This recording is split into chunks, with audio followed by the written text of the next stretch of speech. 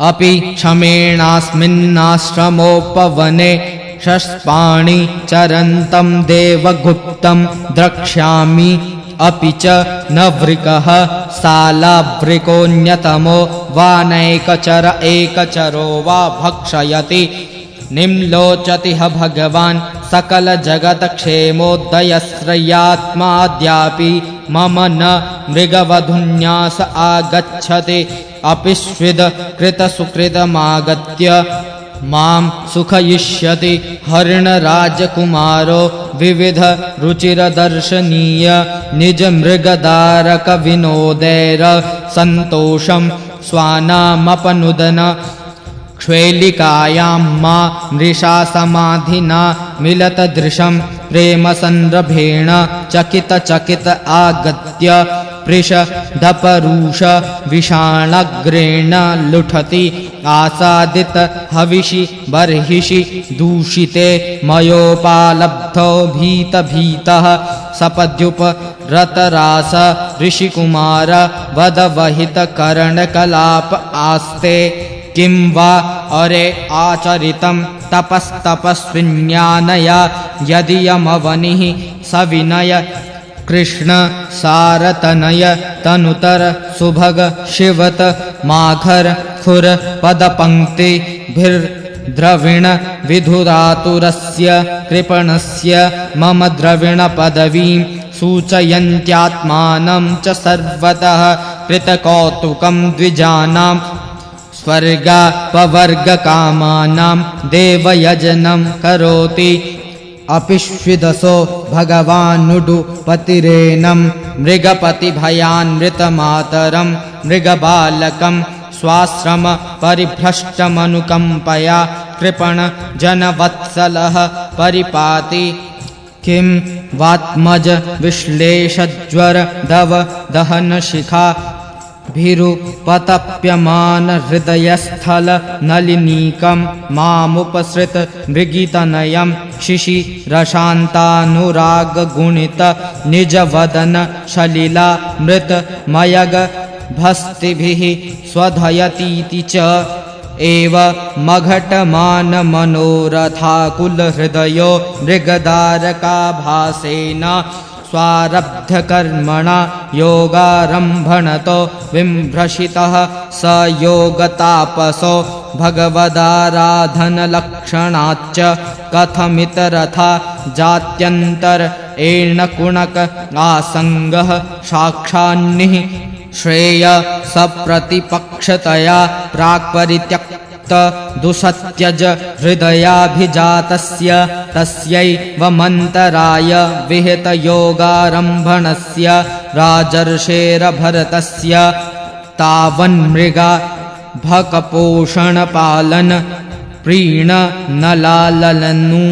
संगेण विगणयत आत्मान महिरिवाखुबिलं दुरतिक्रमः कालः करालरभस आपद्यत। तदानीमपि पार्श्ववर्तिनमात्मज मिवानुशोचन्त मभिवीक्षमाणो मृग एवाभिनिवेशितमना विसृज्य लोकमिमं सह मृगेण कलेबरमृतमनुना मृतजन्मानुस्मृति ऋतवन्मृगशरीरमवाप। तत्रापि हवा आत्मनो मृगत्वकारणं भगवदाराधन समीहानुभावेनास्मृत्य भृशमनुतप्यमान आह अहो कष्टं भ्रष्टोऽहमात्मवतामनुपथाद्य विमुक्तसमस्तसङ्गस्य विव्यक्तपुण्यारण्यशरणस्यात्मवत् आत्मनि सर्वेषात्मानां भगवति वासुदेवे तदनुश्रवण मनन संकीर्तन नाराधनानुस्मरणाभियोगेन शून्य सकलयामेन कालेन समावेशितं समाहितं कास्नरयेन मनस्तत्तु पुनर्ममाबुधस्यारान् मृगसुतमनु परिशुश्राव। इत्येवं निगूढनिर्वेदो विसृज्य मृगिं मातनं पुनर्भगवत्क्षेत्रमुपशमनोद्यतो मशीलमुनिगणदयितं शालग्रामं पुलस्त्यपुलहाश्रमं कालञ्जरात् प्रत्याजगाम तस्मिन्नपि कालं प्रतीक्षमाणः संगाच्च भृशमुद्विग्न आत्मसहचरः शुष्कपर्णतृणविरूधा वर्तमानो मृगत्वनिमित्तावसानमेव गणयन् मृगशरीरं तीर्थोदकक्लीनमुत्ससर्ज इति श्रीमद्भागवते महापुराणे परमहंस्यां संहितायां पंचम स्कन्धे भरतचरितेष्टमोऽध्यायः। अथ नवमोऽध्यायः। श्रीशुक उवाच अथ कश्चित् द्विजवर्षाङ्गिरप्रवरस्य सामदमतपः स्वाध्यायाध्ययन त्याग संतोष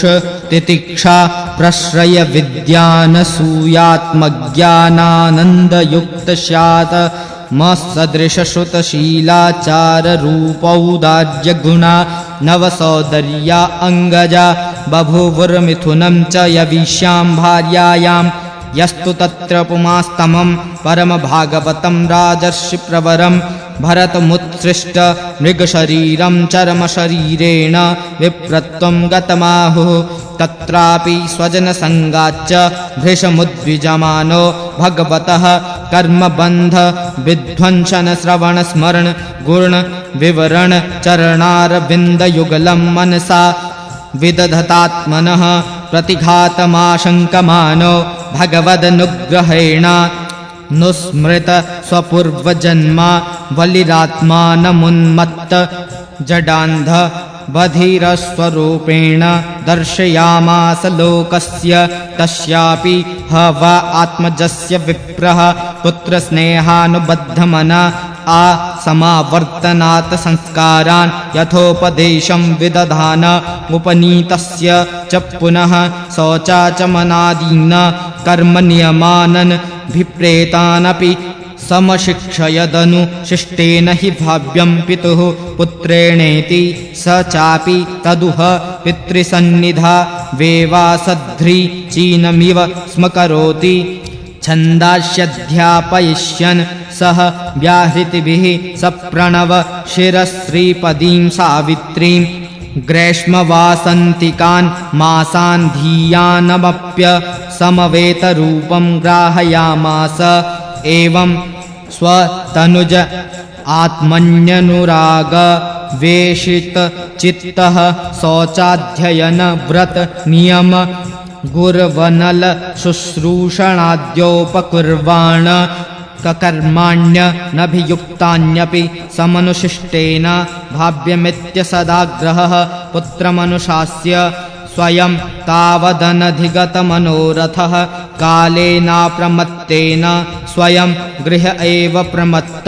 उपसंहृतः।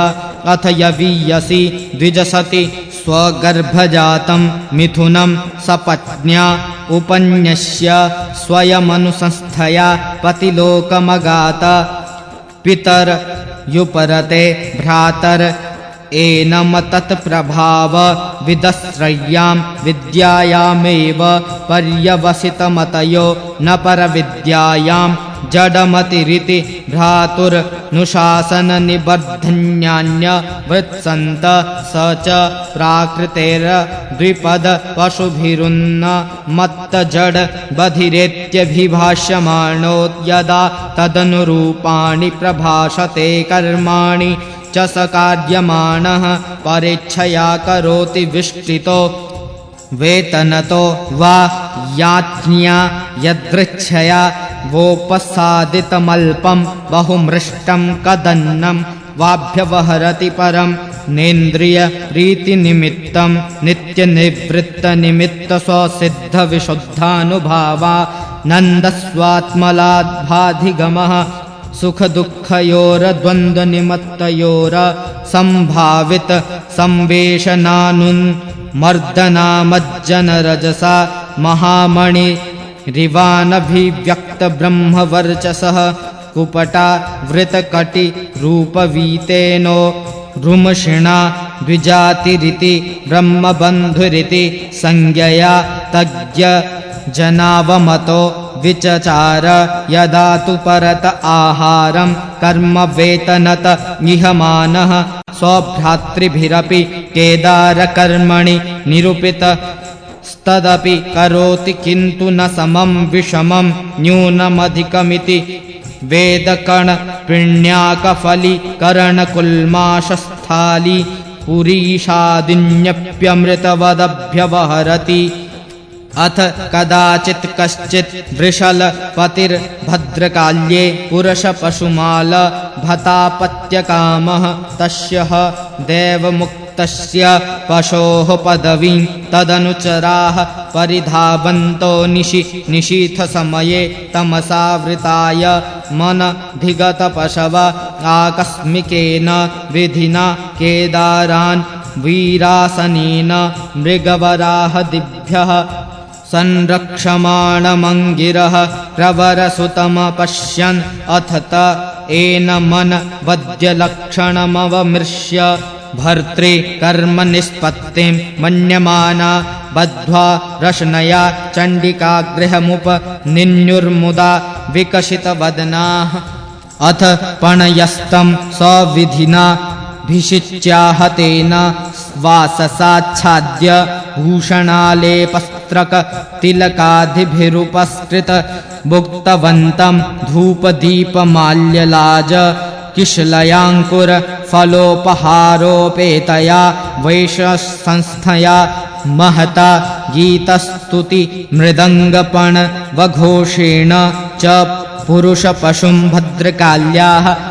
पुरत उपवेशयामाशुः अथ वृषलराजपणिः पुरुषपशोरसृगासवेन देवीं भद्रकालीं यक्षमाणस्तदभिमन्त्रितमशिमतिकरालनिशितमुपाददे इति तेषां वृषलानां रजस्तमः प्रकृतीनां धनमदरज उत्सितमनसां भगवत्कलावीरकुलं कुदर्थीकृत्योक्तपथेन स्वैरं विहरतां हिंसाविहाराणां कर्मादितदारुणं यद्ब्रह्मभूतस्य साक्षात् ब्रह्मर्षिसुतस्य निवैरस्य सर्वभूतसुहृदः सुनायामप्यननुमत मालम्भनं तदुपलभ्य ब्रह्मतेजसाति दुर्विषहेण दन्धयमानेन वपुषा सहसोच्चचाट सैव देवी भद्रकाली भृशमर्षरोषा वेशर्भशविलसितभ्रुकुटी विटपकुटिलद्रष्टा ऋणेक्षणाटोपातिभयानकवदना हन्तु कामे वेदं महाट्टहासमित सम्भरेण विमुञ्चन्ति तत् उत्पत्यपापीयशां दुष्टानां तेनेवासिना विवृकशीर्ष्णां गलास्त्रवन्तमसृगा सवमत्यूष्णं सह गणेन निपीयाति पानमद विह्वलो चेस्तरां स्वपार्श्वदेहैः सह जगौननर्त च विजहार च शिरः कन्दुकलीलया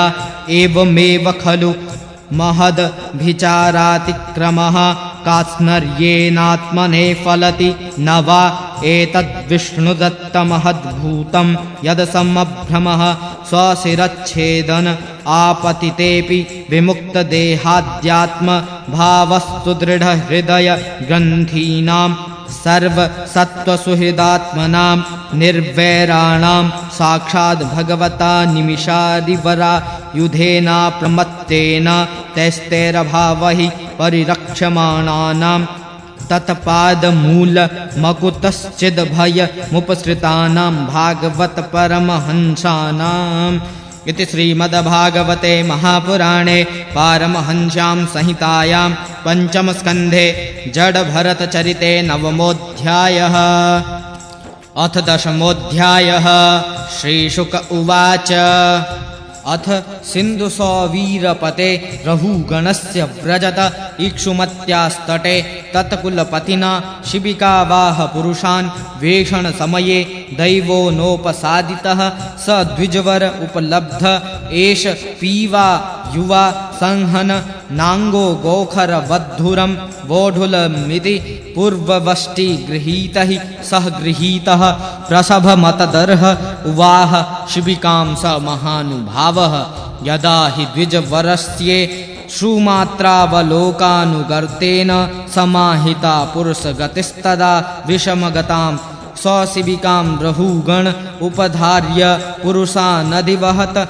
आह हे वोढारः साध्वतिक्रमत किमिति विषम मुह्यते यानमिति अथ च ईश्वरवचः सोपालम्भमुपाकर्ण्यो पायतुरीयाच्छङ्कित मनसस्तं विज्ञापयां बभूवुः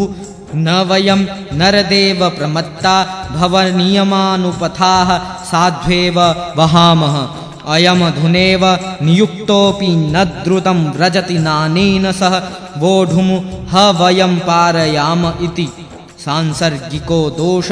एव नून मे कस्यापि सर्वेषां सांसर्गिकाणां भवितुम् अर्हतीति निश्चित्य निशम्य कृपणवचो राजा रहूगण उपाश्रितवृद्धोऽपि निसर्गेण बलात्कृत ईशदुत्थित मन्युरवि स्पष्ट ब्रह्म तेजसं जात वेदसमिव रजसा वृतमतिराह अहो कष्टं भ्रातर्व्यक्तमुरु परिश्रान्तो दीर्घमध्वानमेक एव उहिवान सुचिरं नातिपीवान सहं ननांगो जरसा चोपद्रुतो भवान सखे नो एवापर एते संघटिनि इति बहुविप्रलब्धोऽप्यविद्यया रचितद्रव्यगुणकर्माशयस्वचर मकलेवरे वस्तूनि संस्थानविशेषेऽहं ममेत्यनध्या आरोपित मिथ्या प्रत्ययो ब्रह्मभूतस्तूष्णीं शिबिकां पूर्ववधुवाह अथ पुनः स्वशिबिकायां विषमगतायां प्रकुपित उवाच रहूगणः किमिदमरे त्वं जीवनमृतो मां कदर्थीकृत्य भर्तिशासनमिति चरसि प्रमत्तस्य च ते करोमि चिकित्सां दण्डपाणिरिव जनताया यथा प्रकृतिं स्वां भजिष्यस इति एवं बह्वबद्धमपि भाषमाणं नरदेवाभिमानं रजसा तमसानुविद्धेन मदेन तिरस्कृता शेष भगवत्प्रियनिकेतं पण्डिमानिनं स भगवान् ब्राह्मणो ब्रह्मभूतः सर्वभूतसुहृदात्मा योगेश्वरचर्यायां नातिव्युत्पन्नमतिं स्मयमान इव विगतस्मय इदमाह ब्राह्मण उवाच त्वयोदितं व्यक्तमविप्रलब्धं भर्तुः समेषाद्यदि वीरभारः गन्तुर्यदेशादिगम्यमध्वापि वेति रासो न विदां प्रवादः स्थौल्यं काश्यं व्याधये आधयश्च क्षुत्रिग्भयं कलिरिच्छा जरा च निद्रारतिर्मन्युरहं मधःशुच देहेन जातस्य हिमेन सन्ति जीवन्मृतत्वं नियमेन राजन् आद्यन्त्यवद्य द्विकृतस्य दृष्टं स्वसाम्यभावो ध्रुव ईड्य यत्र तर्ह्युच्चसो विधिकृत्य योगः विशेषबुद्धिर्विवरं मनाक् च पश्यामयन्नव्यवहारतोऽन्यत् क ईश्वरस्तत्र किमीशितव्यं तथापि राजन् करवाम किं ते उन्मत्तमत्तजडवस्तव संस्थां गतस्य मे वीरचिकित्सितेन अर्धकियान् भवता शिक्षितेन स्तब्धप्रमत्तस्य च पिष्टपेशः श्रीशुक उवाच एतावदनुवादपरिभाषया प्रत्युदीर्य मुनिवर उपशमशील उपरता नामत्म्यनिमित्त उपभोगेन कर्मारब्धं व्यपनयन् राजयानमपि तथोवाह स चापि पाण्डवयेय सिन्धु सौवीर पतिस्तत्त्वजिज्ञासायां सम्यक् श्रद्धया धिकृताधिकारस्तद् हृदयग्रन्थिमोचनं द्विजवच आश्रित्य बहुयोगग्रन्थसम्मतं त्वरया वरुह्य शिरसा पादमूलमुपसृतः क्षमापयन् विगतन् नृप देवस्मय उवाच कस्त्वं निगूढश्चरसि द्विजानां बिभर्षि सूत्रं कथमोऽवधूतः कस्यासि कुत्रत्य इहापि कस्मात् क्षेमायनश्चेदसि नोत शुक्लः नाहं विशङ्के सुरराजवज्रान्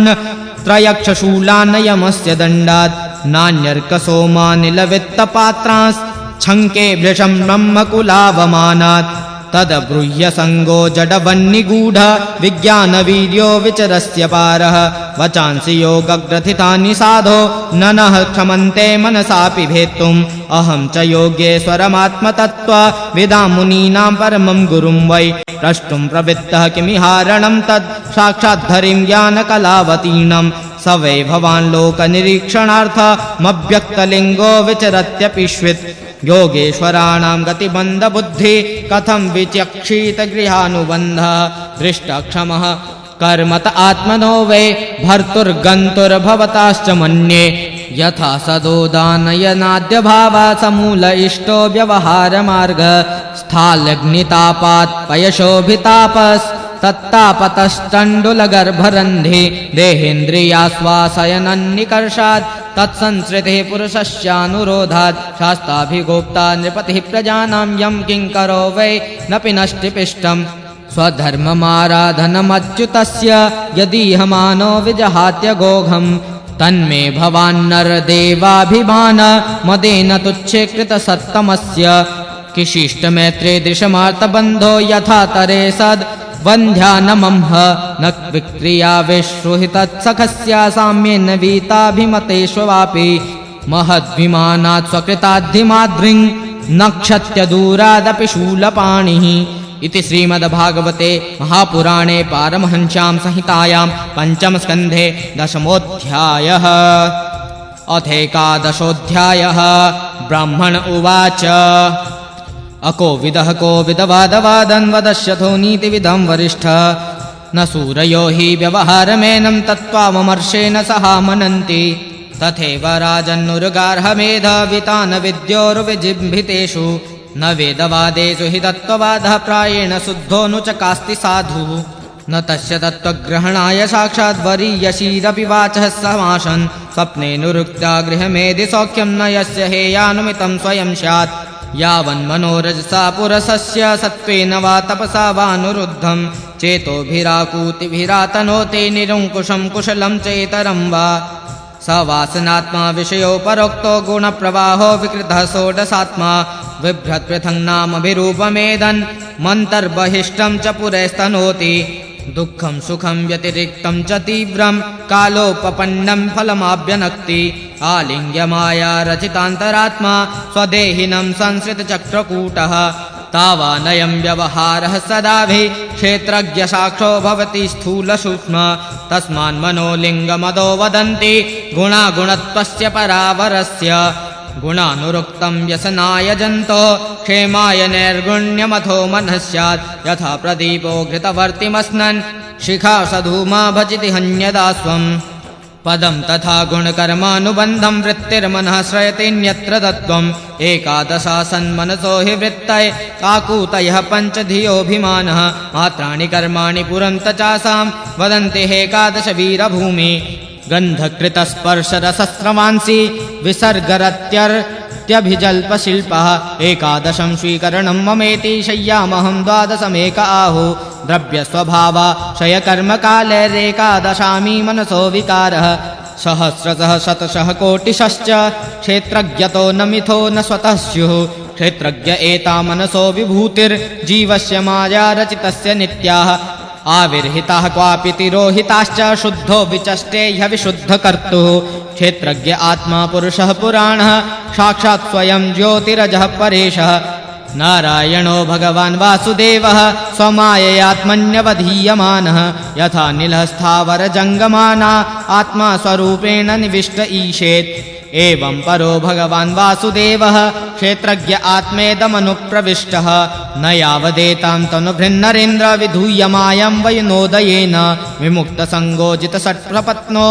वेदाममत्वं भ्रमतीह तावत् न यावदेतन्मम आत्मलिङ्गं संसारतापावपनं जनस्य यच्छोकमोहामयरागलोभ वैरानुबन्धं ममता विधत्ते भ्रातृव्यमेनं तददभ्रवीर्यमुपेक्षयाध्येधितमप्रमत्तः गुरोर्हरेश्चरणोपासनास्रो जहीव्यलीकं स्वयमात्ममोषाम्। इति श्रीमद्भागवते महापुराणे पारमहंस्यां संहितायां पंचम स्कन्धे ब्राह्मण रहूगणसंवादे एकादशोऽध्यायः। अथ द्वादशोऽध्यायः। रहूगण उवाच नमो नमः कारणविग्रहाय स्वरूपतुच्छीकृतविग्रहाय नमो वधूतद्विजबन्धुलिङ्गनिगूढनित्यानुभवाय तुभ्यम्। ज्वरामया तस्य यथा गदं सत् निदागदग्धस्य यथा हिमाम्भः कुदेहमाना हि विदष्टदुष्टेः ब्रह्मन् वचस्ते मृतमौषधं मे तस्माद्भवन्तं मम संशयार्थं रक्ष्यामि पश्चादधुना सुबोधम्। अध्यात्मयोगग्रथितं तवोक्तमाख्याहि कौतूहलचेतसो मे यदा योगेश्वर दृश्यमानं क्रियाफलं सद्व्यवहारमूलं नयञ्जसा तत्त्वविमर्शनाय भवानमुष्णेन्द्रमतो मनो मे। ब्राह्मण उवाच अयं जनो नाम चलन पृथिव्यां यः पार्थिवः पार्थिवकस्य हेतो तस्यापि चाङ्घ्रो रधिगुल्फजङ्घा जानूरमध्योरशिरोधराशः अंशेधिदार्वेशिबिका च यस्यां सौवीरराजेत्यपदेश अस्ते यस्मिन् भवान् रूढनिजाभिमानो राजास्मि सिन्धुस्विति दुर्मदान्धः सोच्यानिमास्त्वं मधिकष्टदीनान् विष्ट्या गृह्णन्निरनुग्रहोऽसि जनस्य गोप्तास्मि विकथमानो न सोऽभसे वृद्धसभासु दृष्टः यदा क्षितावेव चराचरस्य विदामनिष्ठां प्रभुवं च नित्यं तन्मातनोद्य व्यवहारमूलं निरूप्यतां सत्क्रियानुमेयम्। एवं निरुक्तं क्षितिशब्दवृत्त मसन्निधानात् परमाणवो ये अविद्यया मनसा कल्पितास्ते येषां समूहेन कृतो विशेषः एवं कृतं स्थूलमणुर्विहद्यद् असत्सज्जीमजिन्यमन्यत् द्रव्यस्वभावाशयकालकर्म नाम्ना जयावेहि कृतं द्वितीयं ज्ञानं विशुद्धं परमार्थमेकम् अनन्तरं तद्बहिर्ब्रह्म सत्यं प्रत्यक्प्रशान्तं भगवच्छब्दसंज्ञं यद्वासुदेवं कवयो वदन्ति रहूगणे तत्तपसा न याति न चेज्जया निरपणात् गृहाद्वा न छन्दसा नैव जलाग्निसूर्यर्विना महत्पादरजोऽभिषेकं यत्रोत्तमश्लोकगुणानुवादः प्रस्तूयते ग्राम्यकथाविघातः निषेव्यमाणोऽनुदिनं मुमुक्षोर्मतिं सतिं यच्छति वासुदेवे अहं पुरा भरतो नाम राजा विमुक्तदृष्टश्रुतसङ्गबन्धः आराधनं भगवत ईहमानो मृगो भवं मृगसङ्गाददार्थ सामां स्मृतिर्मृगदेहे पिवीर कृष्णार्चन प्रभवानो जहति अथो अहं जनसङ्गादसङ्गो विशङ्कमानो वृपतश्चरामि तस्मान्नरो सङ्गसुसङ्गजात ज्ञानासिनेहेव विकीर्णमोह हरिं तदेहे कथनाश्रुताभ्यां लब्धस्मृतिर्यात्यति पारमध्वनः। इति श्रीमद्भागवते महापुराणे पारमहंस्यां संहितायां पंचम स्कन्धे ब्राह्मणरहूगणसंवादे द्वादशोऽध्यायः। अथ त्रयोदशोऽध्यायः। ब्राह्मण उवाच दुरत्यये ध्वन्यजया निवेशितो रजस्तमः सत्त्वविभक्तकर्मदृक् एष सार्थोऽर्थपरः परिभ्रमन् भवाटवीं याति न शर्म विन्दति यस्यामिमेषण नरदेवदस्यवः सार्थं विलुम्पन्ति कुनायकं बलात् गामायवो यत्र हरन्ति सार्थिकं प्रमत्तमाविश्य यथोर्णं वृकाः प्रभुत्तवीरुत्तृणगुल्मगह्वरे कठोरदंसैर्मसकैरुपद्रुतः क्वचित्तु गन्धर्वपुरं प्रपश्यति क्वचित् क्वचिच्चासुरयोल्कमुग्रः निवासतो यद्रविणात्मबुद्धिस्ततस्ततो धावति भो अटव्यां क्वचिच्च वात्योथितपांशध्रूमादिशो न जानाति रजस्वलाक्षः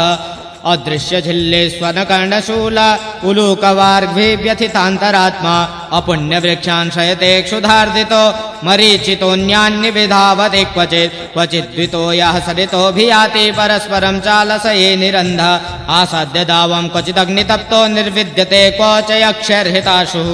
शूरैर्हितस्वः क्वच निवृण्णचेतः शोचद्विमुह्यन्नुपयामि कश्मलं क्वचिच्च गन्धर्वपुरं प्रविष्ट प्रमोदते निर्वितवन्मुहूर्तं ज्वलत् क्वचित् कण्टकशर्कराङ्घ्रिर्नगारुरुक्षुर्विमना इवास्ते पदे पदेभ्यन्तरवह्निनार्दितः कौटुम्बिकः कुध्यति व्यजनाय क्वचिन्निकीर्णो जगराहिना जनो नावेति किञ्चिद्विपनेपविद्धः दष्टस्मशेते क्वच दन्दशूकैरन्धोन्दकूपे पतितस्रमिश्रे कर्हि स्मचित् क्षुद्ररसान् विचिन्वस्त तन्मक्षिकाभिर्वथितो विमानः तत्रातिकृच्छ प्रतिलब्धमानो बलाद्विलुम्प्यन्त्यततं ततोऽन्ये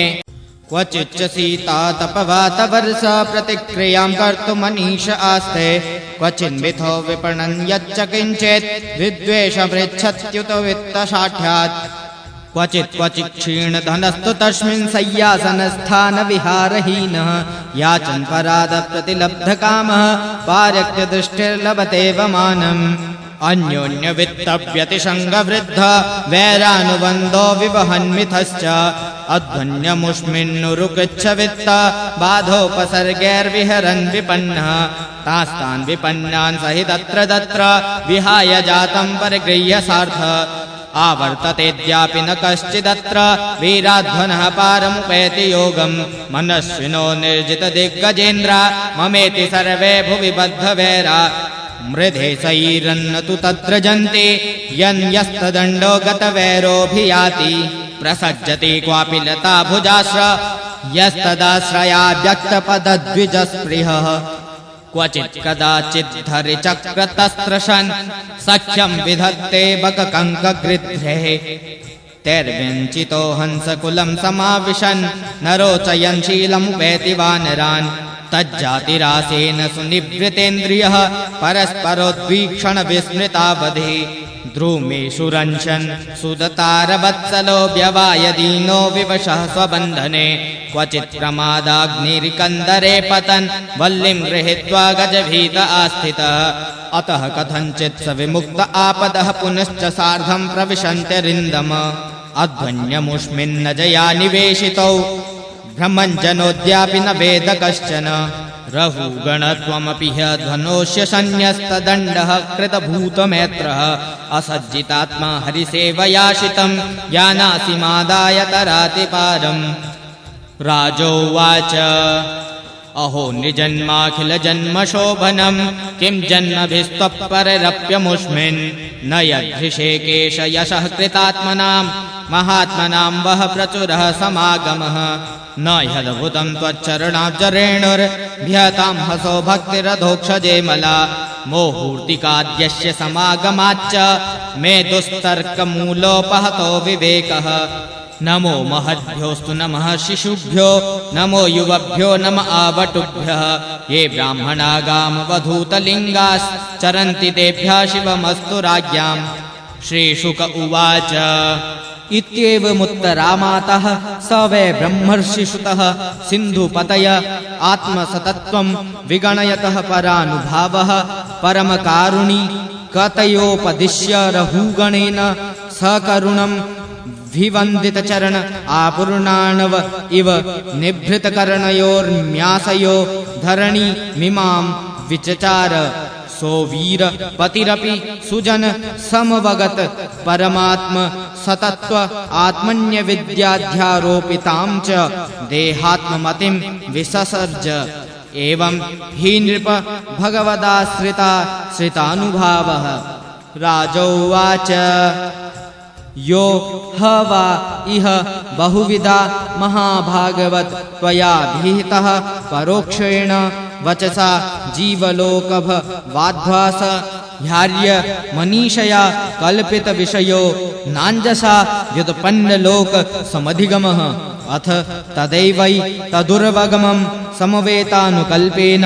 निर्दिश्यतामिति इति श्रीमद्भागवते महापुराणे पारमहंस्यां संहितायां पंचम स्कन्धे त्रयोदशोऽध्यायः। अथ चतुर्दशोऽध्यायः। स होवाच य एष देहात्ममानिनां सत्त्वादिगुण विशेष विकल्पित कुशलाकुशल समवहार विनिर्मित विविध देहावलिभिर वियोग संयोगाद्य नादि संसारानुभवस्य द्वारभूतेन षडिन्द्रियवर्गेण तस्मिन् दुर्गाध्व वद सुगमेन ध्वन्या पतित ईश्वरस्य भगवतो विष्णोर्वशवर्तिन्या मायया जीवलोकोऽयं यथा वणिक्षार्थोऽर्थपरः स्वदेह निष्पादितकर्मानुभवः श्मशान वद शिवतमायां संसाराटव्यां गतो नाद्यापि विफल बहुप्रति योगे हस्ततापोप शमनीं हरिगुरुचरणारविन्द मधुकरा नुपदवीम वरुन्धे यस्यामु ह व एते षडिन्द्रियनामानः कर्मणा दस्यव एव ते तद्यथा पुरुषस्य धनं यत्किञ्चिद्धर्मोपैकं बहुकृच्छाधिगतं साक्षात् परमपुरुषाराधनलक्षणो यौषौ धर्मस्तं तु साम्पराय उदाहरन्ति तद्धर्म्यं धनं दर्शनस्पर्शन श्रवणास्वादनावघ्राण संकल्प व्यवसाय गृह ग्रामोपभोगेन पुनाथस्याजितात्मनो यथा सार्थस्य विलुम्बन्ति अथ च यत्र कौटुम्बिकादारापत्यादयो नाम्ना कर्मणा वृक्षिगाला एवानिच्छतोऽपि कदर्यस्य कुटुम्बिन् उरणक् वत्संरक्ष्यमाणं मिशितोऽपि हरन्ति यथा धनुवत्सरं कृष्यमाणमप्य दग्धबीजं क्षेत्रं पुनरेव वपनकाले गुल्मत्रिण विरुद्भिर्गह्वरमिव भवत्येव मेव गृहाश्रमः कर्मक्षेत्रं यस्मिन् हि कर्माण्युत सीदन्ति यदयं कामकरण्ड एष आवसथः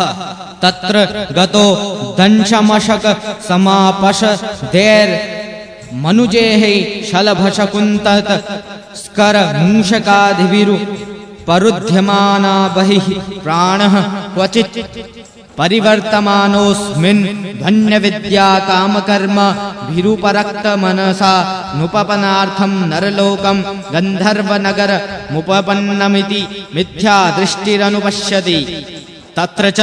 क्वचिदातपोदकनिभान् विषयानुपधावति पानभोजनभ्य वायादिव्यसनलोलुपः क्वचिच्चाशेषदोषनिषदनं पुरीश विशेषं तद्वर्ण गुणनिर्मितमतिः सुवर्णमुपादित्सत्य अग्निकामकातर इवोल् मुकपिशाचम् अथ कदाचिन्निवास पानीय द्रविणाद्यने कात्मोपजीवनाभिनिवेश एतस्यां संसाराटव्यामितस्ततः परिधावति क्वचिच्च वाच्योपम्यया प्रमदया रोहमारो पितस्तत्काल रजसा रजनीभूत इवासा धूमर्यादो रजस्वलाक्षोऽपि दिग्देवता अतिरजस्वलमतिर्न विजानाति क्वचित् सकृद वगत विषय वैतथ्यः स्वयं पराभिद्यानेन विभ्रंशित स्मृतिस्तयेव मरीचितो य प्रायास्तानेव भिधावति क्वचित् दुलूक झिल्लिस्वनवदति परूषर भषाटोपं प्रत्यक्षं परोक्षं वा रिपुराजकुल निर्भर्षितेना तिव्यथित कर्णमूल हृदयः स यदा दुग्ध पूर्व सुकृतस्तदा कारस्कर काकतुण्डाद्य पुण्यद्रुम लता विशोद पान वधुभयार्थ शून्य द्रविणान् जीवनमृतान् स्वयं जीवन्म्रियमाण उपधावति एकदास प्रसंगानिकृत मतिर्व्यद कस्रोतः स्खलन वधुभयतोऽपि दुःखदं पाखण्डमभियाति यदा तु परबाधयान्ध आत्मने नोपमति तदा हि पितृपुत्र बर्हिस्मतः पितृपुत्रान् वा स खलु भक्षयति क्वचिदासाद्यगृहं दाववत्प्रियार्थ विधुर्मसुखो दर्कं शौकाग्निना दह्यमानो भृशं निर्वेदमुपगच्छति क्वचित् काल विषयमित् राजकुल रक्षसापहृत प्रियत मदनाशुः प्रमृतक इव विगत जीव लक्षण आस्ते कदाचिन् मनोरथोपगत पितृपितामहाद्य सत्सदिति स्वप्न निर्वृत्त लक्षण अनुभवति क्वचित् गृहाश्रम कर्म चोदनातिभर गिरिमारु रुक्षमाणो लोक व्यसन कर्षितमनाः कंटक शर्करा क्षेत्रं प्रविशन्निव सीदति क्वचिच्च दुस्सहेन कायाभ्यन्तरवह्निना गृहीतसारः स्वकुटुम्बाय क्रुध्यति स एव पुनर्निद्राजगर गृहीतोऽन्धे तमसि मग्नः शून्यारण्य इव शेते नान्यत किञ्चन वेदशव इवापविद्धः कदाचित् भग्नमान रंशो दुर्जन दन्दशूकैर लब्धनिद्राक्षणो व्यथित हृदयेन नुक्षीयमान विज्ञानोन्ध कूपेन्धवत्पतति कर्हि स्म चित्काम मधुलवान विचिन्वन् यदा परदार परद्रव्याण्य वरुन्धानो राज्ञा स्वामिभिर्वा निहतः पतत्यपारे निरये अथ च तस्मादुभय थापिः कर्मास्मिन् नात्मनः संसार वपनमुदाहरन्ति मुक्तस्ततो यदि बन्धादेव दत्त उपाच्छिनत्ति तस्मादपि विष्णुमित्र इत्यनवस्थितिः क्वचिच्च शीतवाताद्यने काधिदैविक भौतिकात्मीयानां दशानां प्रतिनिवारणे कल्पो दुरन्तचिन्तया विष्ण आस्ते क्वचिन्मिथो व्यवहन् यत्किञ्चिद्ध नमन्येभ्यो वा काकिनी कामात्रमप्यपहरन् यत्किञ्चिद्वा विद्वेषमेति वित्त साक्षात् अध्वन्य मुष्मिन्निव उपसर्गास्तथा सुख दुख राग द्वेष भया अभिमान प्रमाद उन्माद शोक मोह लोभ मात्सर्य ईर्ष्यावमान क्षुत पिपाशादि व्याधि जन्म जरा मरणादयः वापि देवमायया स्त्रिया भुजलतोपगूढः प्रस्कन्न विवेक विज्ञानो यद् विहार गृहारंभाकुल हृदयस्तदाश्रयावशक्त सुत दुहित्री कलत्र भाषितावलोक विचेष्टितापहृत हृदय आत्मान मजितात्मा परेन्धे तमसि प्रहिणोति कदाचित् ईश्वरस्य भगवतो विष्णोश्चक्रात्पर मानवादि द्विपरार्धापवर्ग कालोपलक्षणात् परिवर्तितेन वयसा रंहसा हरत आब्रह्मस्त्रिणस्तव अम्बादीनां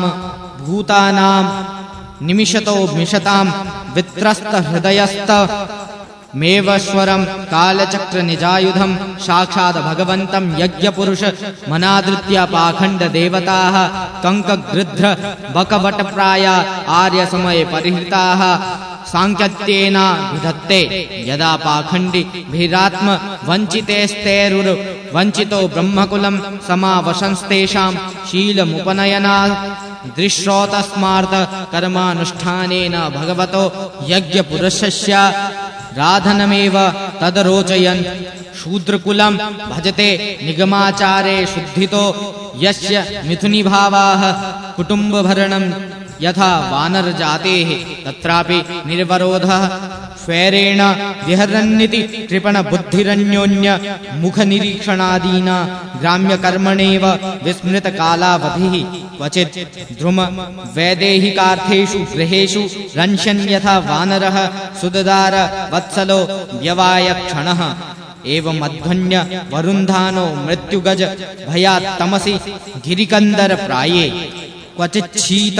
वाताद्यनेक दैविक भौतिकम आत्मीयानां दुखानां प्रीति निवारणे कल्पो दुरंत विषय विष्ण आस्ते क्वचिन्मिथो व्यवहन् यत्किञ्चित् धनमुपयाति वित्तसाठ्येन क्वचित् क्षीणधनः सय्यासनाशनाद्युपभोगविहीनो यावत् प्रतिलब्ध मनोरथ थोपगतादाने वसित मतिस्ततस्ततो वमानादीनि जनादभिलभते एवं वित्तव्यतिसंग विवृद्ध वैरानुबन्धोऽपि पूर्ववासनया मिथ उद्वहत्याथा पवहति एतस्मिन् संसाराध्वनि नाना क्लेशोपसर्गबाधित आपन्न विपन्नो यत्र यस्तमु हा वावे तरस्तत्र विसृज्य जातमुपादाय शोचन्मुह्यन् विभ्यद्विवदन कंदन संहिष्यन गायन्न ह्यमानः साधुवर्जितो नैवा वर्ततेऽद्यापि यत आरब्ध एष नरलोकशार्थो यमध्वनः पारमुपदिशन्ति यदिदं योगानुशासनं न वा एतदवरुन्धते यन्न यस्तदण्डा मुनय उपशमशीला उपरतात्मानः समवगच्छन्ति यदपि दिगिभजयिनो यज्विनो ये वै राजर्षयः किं तूपरं मृधे शयीरन्नयस्यामेव ममेयमिति कृतवैरानुबन्धायां विसृज्य स्वयमुपसंहिताः कर्मवल्लीमवलम्ब्य तत आपदः कथञ्चिन्नर काद्विमुक्तः पुनरप्येवं संसाराध्वनिवर्तमानो नरलोकसार्थमुपयाति एवमुपरि गतोऽपि तस्येदमुपगायन्ति आर्षभक्ष्येह राजर्षे मनसापि महात्मनः नानुवर्त्मार्हति नृपो मक्षिकेव गुरुत्मतः यो दुत्स्यजान्दार्सुता सुहृद्राज्यं हृदि स्पृशः जहो युवेव मलव दुत्तम श्लोकलालशः यो द्युत्स्यजाङ्क्षति श्रुतः स्वजनार्थदारान् पार्थ्यां श्रियं सुरवरेशदयावलोकां नेच्छन्नृपस्तदुचितं महता मधुर्द्विट् सेवानुरुक्तमनसा मभवोऽपि फल्गुः यज्ञाय धर्मपतये विधिने पुनाय योगाय सांख्यशिरसे प्रकृतीश्वराय नारायणाय हरे नम इत्युदारं यास्मन्मृगत्वमपि यः समुदाजहार य इदं भागवत सभाजितावदात गुणकर्मणो राजर्षे भरतस्यानुचरितं स्वस्तयन् यनमायुष्यं धन्यं यशस्यं स्वर्ग्यापवर्ग्यं वानुशृणोत्याख्यास्यत्यभिनन्दति च सर्वा एवाशिष आत्मन आशास्ते न काञ्चन परत इति श्रीमद्भागवते महापुराणे पारमहंस्यां संहितायां पंचम स्कन्धे भरतोपाख्याने परोक्ष विवरणं नाम चतुर्दशोऽध्यायः। अथ पंचदशोऽध्यायः। श्रीशुक उवाच भरतस्यात्मजः सुमतिर्नाम भीतो यमुः वाव केचित् पाखण्डिन ऋषभ पदवी मनुवर्तमानं चानार्य अवेद समाम्नातां देवतां स्वमनीषया पापीयस्या कलो कल्पयिष्यन्ति तस्मात् वृद्धसेनायां देवता जिन्नाम पुत्रो अभवत् यथा सूर्यां तत्तनयो देवद्युम्मन्नस्ततो धेनुमत्यां सुतः परमेष्ठि तस्य सुवर्चलायां प्रतीह उपजातः य आत्मविद्या माख्याय स्वयं संशुद्धो महापुरुष मनुसस्मार प्रतिहात् सुवर्चलायां प्रतिहर्त्रा दयस्त्रय आसन्निज्या कोविदाः सूनवः प्रतिहर्तुः स्तुत्यामज भूमानाव जनिषाताम् भूम्ना ऋषिकुल्याया मुद्गीथस्ततः प्रास्तावो देवकुल्यायां प्रस्तावान्नीय युत्सायां हृदयज आशिद्वि भुर्विभोरत्यां च पिथुषेणस्तस्मान्नक्त आकूत्यां जज्ञे नक्ताद धृतिपुत्रो गयो राजर्षि प्रवर उदारस्रव अजायत् साक्षात् भगवतो विष्णोर्जगद् रीरिक्षया गृहीत सत्त्वस्य कलात्वम वत्वादिलक्षणेन महापुरुषतां प्राप्तः स वै स्वधर्मेण प्रजापालन पोषण पीण नोपलालनानुशासन लक्षणे निज्यादिना च भगवती महापुरुषे परावरे ब्रह्मणि सर्वात्मनार्पित परमार्थ लक्षणेन ब्रह्मविच्चरणानुसेवया पादित भगवद भक्तियोगेन चाभीक्षणसह परिभाविताति शुद्ध मति रूपरतानात्म्य आत्मनि स्वयमुपलभ्यमान ब्राह्मात्मानुभवोऽपि निर्भिमान एवावनि मजूगुपत तस्येमां गाथां पाण्डवेय पुराविद उपगायन्ति गयं नृपः कः प्रतियाति कर्म भिर्यज्वाभिमाने बहुविद्धर्मगोप्ता समागतश्रेषदशस्पतिः सतां सत्सेवकोऽन्यो भगवद्कलामृते यमभ्यषिञ्चन् परयामुदाशतिः सत्याशिषो दक्षकन्या सरद्भिः यस्य प्रजानां दुदुहे दराशिषो निराशिषो गुणवत्सन्नुतोधा छन्दांशकामस्य च यस्य कामान् दुदुहुराजल्लुरतो बलिं नृपाः प्रत्यञ्चिता युधि धर्मेण विप्रा यदाशिषां षष्ठमसम्परेत्य श्रद्धा विशुद्धा चलभक्तियोग समर्पिते ज्याफलमाजहार यत्प्रीणनाद्वर्हिषि देवतिर्यं मनुष्यवीरुतृणमाविरिञ्चात् प्रीत सद्यः सह विश्वजीवः प्रीतः स्वयं प्रीतिमगाद्गयस्य गयाद्गयन्त्यां चित्ररथः सुगतिवरोधन इति त्रयः पुत्राः बभूवुश्चित्ररथा दुर्णायां सम्राडजनिष्ठ तत् उत्कलायां मरीचेर्बिन्दुत्मत्यां बिन्दु मानुदपद्यत तस्मात् सर्गायां मधुरनाम भवन्मधोः सुमनसि वीरव्रतस्ततो भोजायां मन्थु प्रमन्थु जज्ञाते मन्थोः सत्यायां भवनस्ततो दूषणायां त्वष्टा जनिष्ठ त्वष्टुर्विरोचनायां विरजो विरजस्य सत जितप्रवरं पुत्रशतं कन्या च विशूच्यां किल जातम् तत्रायं श्लोकः प्रेयव्रतं वंशमिमं विरजश्चरमोद्भवः अकरोदत्यलं कीर्त्या विष्णुः सुरगणं यथा इति श्रीमद्भागवते महापुराणे पारमहंस्यां संहितायां पंचम स्कन्धे प्रियव्रत वंशानुकीर्तनं नाम पंचदशोऽध्यायः। अथ षोडशोऽध्यायः। राजोवाच उक्तस्त्वया भूमण्डलायां विशेषो यावदादित्यस्तत्पतै यत्र चासो ज्योतिषां गणेशचन्द्रमावासः दृश्यते तत्रापि प्रियव्रत रथचरण परिखातेः सप्तभिः सप्त सिन्धव उपक्लिप्ता यत एतस्याः सप्तद्वीप विशेष विकल्पस्त्वया भगवन् खलु सूचित एतदेवाखिलमहं मानतो लक्षणतश्च सर्वं विजिज्ञासामि। भगवतो गुणमये स्थूलरूप आवेशितं मनो यगुणेऽपि सूक्ष्मतम आत्मज्योतिषि परे ब्रह्मणि भगवति वासुदेवाख्ये क्षममावेशितुं तदु हेतद् गुरोरहस्यनु वर्णयितुमिति। ऋषिरुवाच न वै महाराज भगवतो माया गुणविभूतेः काष्ठां मनसा वचसा वादिगन्तुमलं विबुधायुषापि पुरुषस्तस्मात् प्राधान्येनैव भूगोलकविशेषं नामरूपमानलक्षणतो व्याख्यास्यामः। यो वायं द्वीपः कुवलय कमलकोशाभ्यन्तरकोशो नियुतयोजन विशालः समवर्तुलो यथा पुष्करपत्रम् यस्मिन्नववर्षाणि नवयोजन सहस्रायामानयष्टभिर्मर्यादा गिरिभिः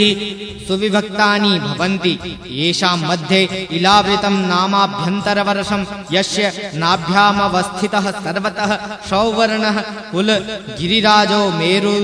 द्वीपायामसमुन्नाः कर्णिकाभूतः कुवलय कमलस्य मूर्धिनि 32,000 योजन विततो मूले 16,000 तावतान्तभूम्यां प्रविष्टः। उत्तरोत्तरेणे लावृतं नीलः श्वेतः शृङ्गवानिति त्रयो रम्यक हिरण्य कुरूणां वर्षाणां मर्यादा गिर्यः प्रागायता उभयतः क्षारो दावधयो 2,000 पृथव एकैकशः पूर्वस्मादुत्तर उत्तरो दंशांशाधिकांशेन दैर्घ्य एव रसन्ति। एवं दक्षिणे नेलावृतं निषधो हेमकूटो हिमालय इति प्रागायता यथा नीलादयो युत योजनोत्सेधा हरिवर्ष किं पुरुष भारतानां यथा संख्यं तथैवै लावृतमपरेण पूर्वेण च माल्यवद् गन्धमादना वाल्नील निषेधायतौ 2,000 पप्रथतुः केतुमाल भद्राश्वयोः सीमानां विदधाते। मन्दरो मेरुमन्दरः सुपार्श्वः कुमुद इत्ययुतयोजन विस्तारोन्नाः मेरोश्चतुर्दिशम वष्टम भगिरय उपक्लिताः। चतुर्श्वत्तेषु चूतजम्बूकदम्बन्य ग्रोधाश्चत्वारः पादपप्रवराः पर्वतकेतव इवाधिसहस्र योजनोन्नाहास्तावद् विटपविततयः शतयोजनपरिणाः। हृदाश्चत्वारः पयो मद्भिक्षुर सम्मृष्टजला यदुपस्पर्शिन उपदेवगणा योगैश्वर्याणि स्वाभाविकानि भरतर्षभधारयन्ति। देवोद्यानानि च भवन्ति चत्वारि नन्दनं चैत्ररथं वैभ्राजकं सर्वतो भद्रमिति। ये स्वमर परिवृढाः सह सुरललना ललामयूथपतय उपदेवगणे रूप गीयमाना महिमानः किल विहरन्ति। मन्दरोत्सङ्गम् 11 शतयोजनो तुङ्गदेव च्यूतशीर्षो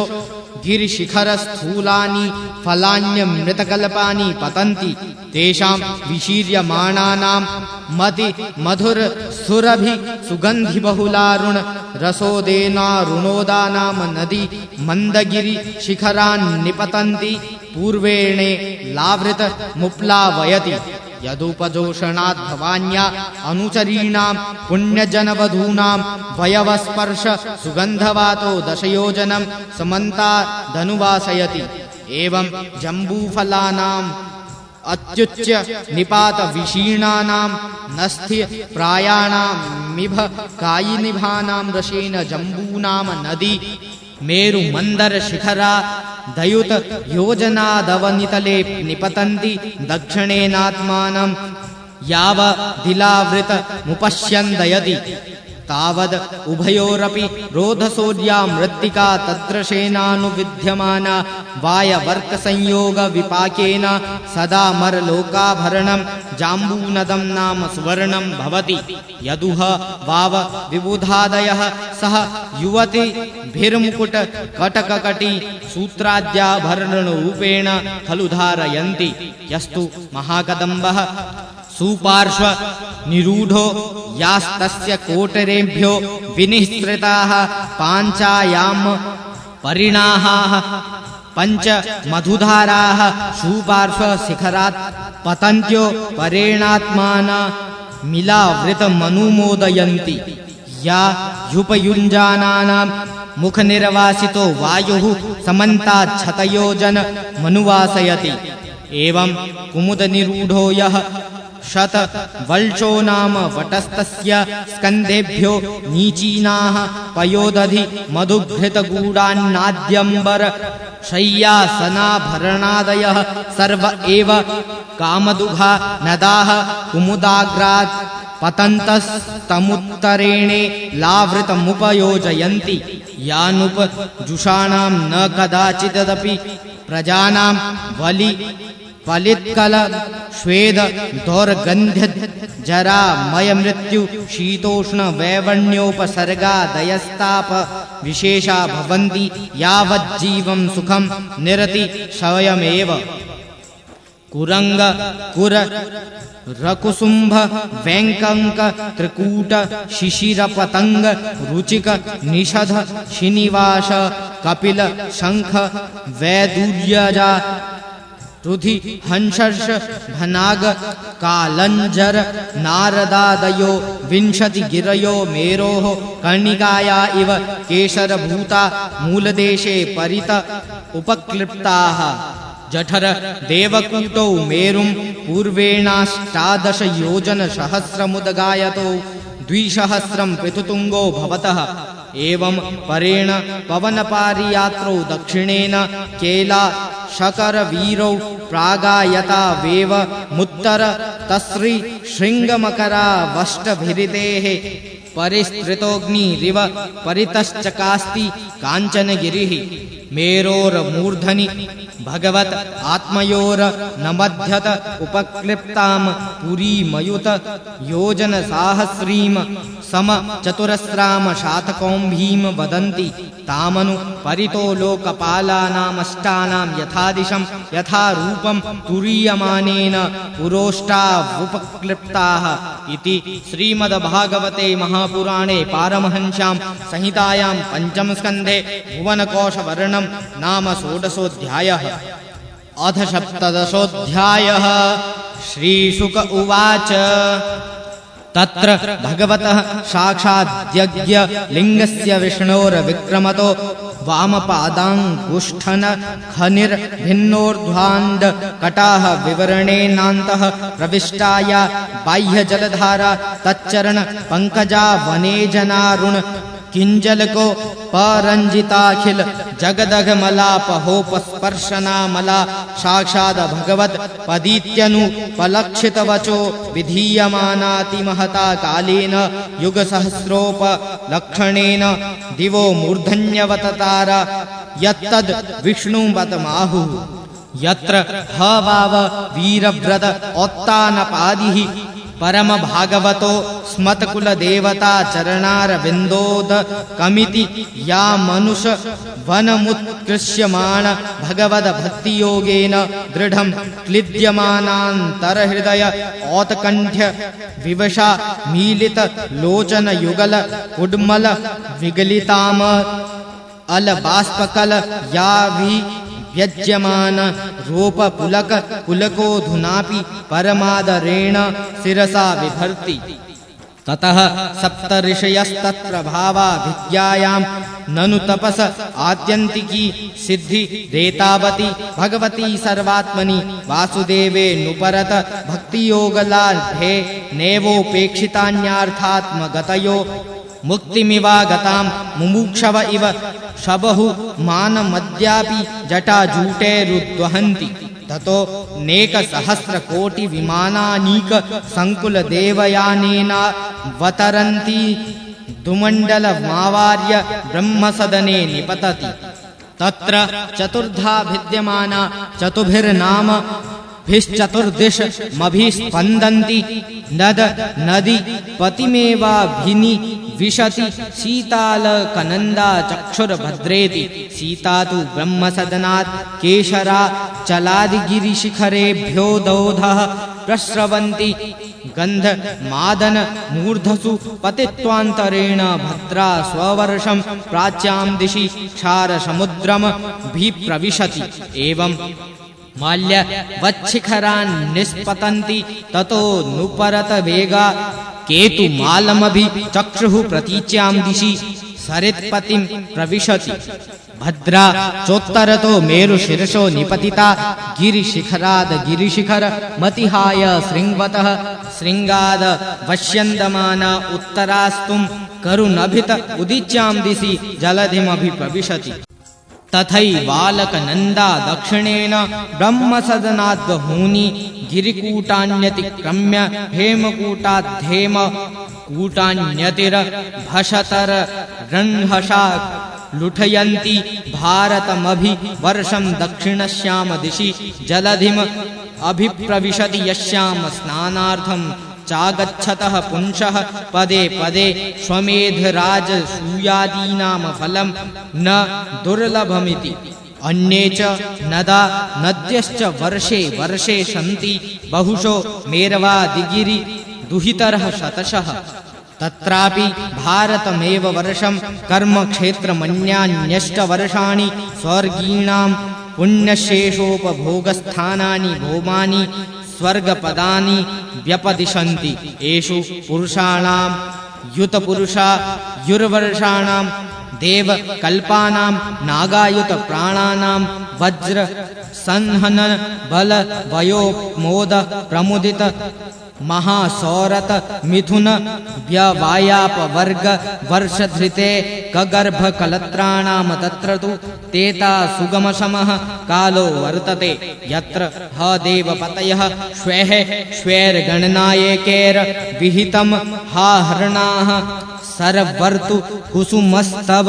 कफल किसलय स्त्रिया नम्यमान विटपल ता विट पलता विटपि भिरूप शुंभमान रुचिर कानन आश्रमायतन वर्षगिरिद्रोणीषु तथा चामल जलाशयेषु विकच विविध नववन रुहा मोद मुदित राजहंस जल कुक्कुट कारंडवसार सचक्रवाकादिभिर मधुकर निकरा कृत भिरूप कूजितेषु जल क्रीडादिभिर विचित्र विनोदेः सुललित सुर सुंदरीणां काम कलिल विलास हास लीलावलोका कृष्ट मनो दृष्टयः स्वैरं विहरन्ति नवष्वपि वर्षेषु भगवान् नारायणो महापुरुषः पुरुषाणां तदनुग्रहायात्मतत्त्व व्यूहेनात्मनाद्यापि सन्निधीयते इलावृते तु भगवान् भव एक एव पुमान्न ह्यन्यस्तत्रापरो निर्विशति भवान्याः शापनिमित्तज्ञो यत् प्रवेक्ष्यतः स्त्रीभावस्तत्पश्चाद् वक्ष्यामि भवानीनाथेः स्त्रीगणार्बुध सहस्रेर वरुध्यमानो भगवतश्चतुर्मूर्तेर महापुरुषस्य तुरीयां तामसीं मूर्तिं प्रकृतिमात्मनः संकर्षण संज्ञामात्मश समाधिरूपेण सन्निधाप्यै तदभिगृणन् भव उपधावति। श्रीभगवानुवाच ओं नमो भगवते महापुरुषाय सर्वगुणसंख्याय नायानन्ताय व्यक्ताय नम इति। भजे भजन्यारणपादपङ्कजं भगस्य कृष्णस्य परम्परायणं भक्तेष्वलं भावितभूतभावनं भवापहं त्वा भवभावमीश्वरम्। न यस्य माया गुणचित्तवृत्तिभिर्निरीक्षतोऽहन्यपि दृष्टिरज्यते ईशे यथा नोजितमन्युरहंसां कस्तं न मन्येत जिगीषुरात्मनः। असदृशो यः प्रतिभाति मायया क्षीवेव मध्वा सवताम्रलोचनः न नागबद्धोर्हण ईशिरे ह्रिया यदपादयोस्पर्शनधर्षितेन्द्रियाः। यमाहुरस्य स्थितिजन्म संयमं तिभिर्विहीनं यमनन्तमृषयः न वेद सिद्धार्थमव्यक्वचित् स्थितं भूमण्डलं मूर्धसहस्रधामसु। यस्याद्य आसीत् गुणविग्रहो महान् विज्ञानधिष्ण्योन् भगवानजः किल। यत्सम्भवोऽहं त्रिवृता स्वतेजसा वैकारिकं तामसमेन्द्रियं सृजे। एते वयं यस्य वशे महात्मनः स्थिता शकुन्ता इव सूत्रयन्त्रिताः महानहं वैकृततात्मसेन्द्रियाः सृजाम सर्वे यदनुग्रहादिदं यन्निर्मितां कर्ह्यपि कर्म पर्वणि मायां जनोऽयं गुणसर्गमोहितः न वेद निस्तारणयोगमञ्जसा तस्मै नमस्ते विलयोदयात्मने। इति श्रीमद्भागवते महापुराणे पारमहंस्यां संहितायां पंचम स्कन्धे सप्तदशोऽध्यायः। अथाष्टादशोऽध्यायः। श्रीशुक उवाच तथा च भद्रश्रवा नाम धर्म श्रुतस्तत कुलपतयः पुरुषा भद्राश्ववर्षे साक्षात् भगवतो वासुदेवस्य प्रियां तनुं धर्ममयीं हयशीर्षाभिधानं परमेण समाधिना सन्निधाप्ये दमभिगृणन्त उपधावन्ति। भद्रशवस ऊचुः ओं नमो भगवतो धर्मायात्मविशोधनाय नम इति। अहो विचित्रं भगवद्विचेष्टितं घ्नन्तं जनोऽयं हि मिषन्न पश्यति ध्यायन्न सद्यर्हि विकर्म सेवितुं निर्हृत्य पुत्रं पितरं जिजीविषति। वदन्ति विश्वं कवयस्मस्नस्वरं पश्यन्ति चाध्यात्मविदो विपश्चितः तथापि मुह्यन्ति तवाजमायया सुविस्मितं कृत्यमजं नतोऽस्मितम्। विश्वोद्भवस्था न निरोधकर्म ते ह्यः कर्तुरङ्गे कृतमप्यपावृतः युक्तं न चित्रं त्वयि कार्यकारणे सर्वात्मनि व्यक्तिरिक्ते च वस्तुतः। वेदान् युगान्ते तपसा तिरस्कृतान् रसातलाद्यो नृतुरङ्गविग्रह प्रत्याददे वै कविरेऽभियाचते तस्मै नमस्ते वितथे हिताय इति। हरिवर्षे चापि भगवान् नर हरिरूपेणास्ते तद्रूप ग्रहण निमित्त मुत्तरात्राभिधास्ये तदद्यितं रूपं महापुरुष गुणभाजनो महाभागवतो दैत्य दानव कुलतीर्थीकरणशीलाचरितः प्रह्लादो व्यवधानान्य भक्तियोगेन सह तद्वर्ष पुरुषैरुपास्ते इदं चोदाहरति। ओं नमो भगवते नरसिंहाय नमस्तेजसे तेजसे आविर्विर्भव वज्रनख वज्रदष्ट कर्माशयान रन्धय रन्धय तमो ग्रस ग्रस ओं स्वाहा अभयमभयमात्मने भूयिष्ठा ओं क्षौम। स्वस्त्यस्तु विश्वस्य खला प्रसीदतां ध्यायन्तु भूतानि शिवं मिथो धिया मनश्च भद्रं भजता दधोक्षजा आवेश्यतां नो मतिरप्यहेतुकी मागारदारात्मवजीवित्तबन्धुषु संगो यदेष्याद्भगवत्प्रियेषु नः यः प्राणवृत्त्या परितुष्ट आत्मवान् सिद्ध्यत्र दूरान्न तथेन्द्रियप्रियः यत्सङ्गलब्धं निजवीर्यवैर्भवं तीर्थं मुहुः संस्पृशतां हि मानसं हरन्त्युजन्तः श्रुतिभिर्यतोऽङ्गजं को वै न सेवेत मुकुन्दविक्रमम्। यस्यास्ति भक्तिर्भगवत्य किञ्चन सर्वैर्गुणैस्तत्र समासते सुराः हरावभक्तस्य कुतो महद्गुणा मनोरथेनासति धावतो बहिः हरे साक्षात् भगवान् शरीरिणात् महात्मा झषाणामिव तोयमीप्सितं हित्वा महास्तं यदि सज्जते गृहे तदा महत्त्वं वयसा दम्पतीनाम् तस्माद्रजो रागविषादमन्यो मानस्पृहा भयदैन्याधिमूलम् हित्वा गृहं संसृतचक्रवालं नृसिंहपादं भजता कुतो भयमिति केतुमालेऽपि भगवान् कामदेवस्वरूपेण लक्ष्म्याः प्रिय चिकीर्षया प्रजापतेर्दुहितॄणां पुत्राणां वर्षपतीनां पुरुषायुषारोहात्र परिसंख्यानानां यासां गर्भा महापुरुष महास्रतेजसोद्वेजित मनसां विध्वस्ता व्यसवः संवत्सरान्ते विनिपतन्ति अतीव सुललित गतिविलास विलसित रुचिर हासलेशावली कलीलया किंचित दुत्तंभित सुंदर भ्रूमंडल सुभग वदनारविंदश्रिया रमां रमयन्निन्द्रियाणि रमयते तद्भागवतो मायामयं रूपं परमसमाधियोगेन रमादेवी संवत्सरस्य रात्रिषु प्रजापतेर्दुहितृभिरूपेताः शुच तद्भर्तृभिरूपास्ते इदं चोदाहरति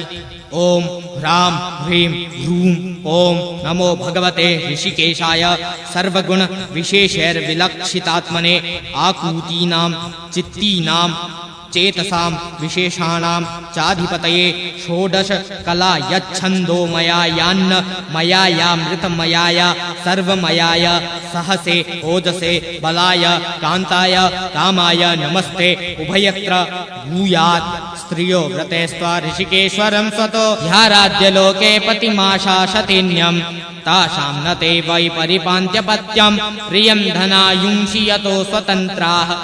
स वै पतिः स्यात् कुतो भयः स्वयं समन्ततः पाति भयातुरं जनं स एक एवेतरथा मिथो भयं नैवात्मलाभादधिमन्यते परं